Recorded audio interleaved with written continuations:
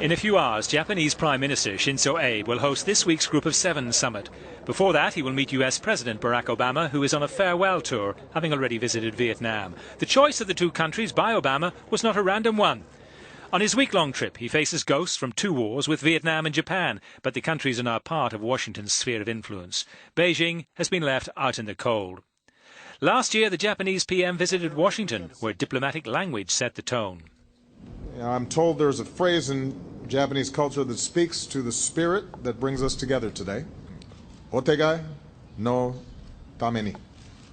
With and for each other.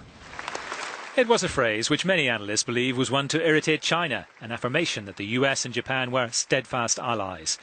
The spirit which Obama quoted is about strengthening ties with countries in the region and sharing strategic, security and economic interests.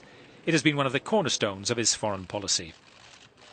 Though ratification of the Trans-Pacific Free Trade Agreement has stalled, Obama is hopeful Congress will act before he leaves office.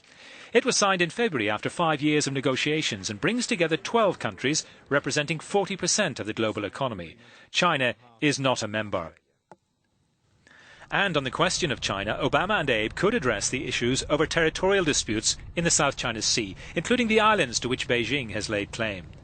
Before leaving Vietnam, he said that while the US is not among the countries engaged in a territorial dispute, he promises to maintain freedom of navigation in the area, though he did not mention China.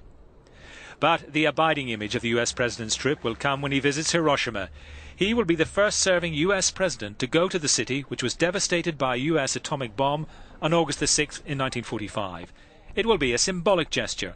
The president has reiterated when asked that there will be no apology. No, because I think that it's important to recognize that in the midst of war, leaders make all kinds of decisions. Every leader makes very difficult decisions, particularly during wartime.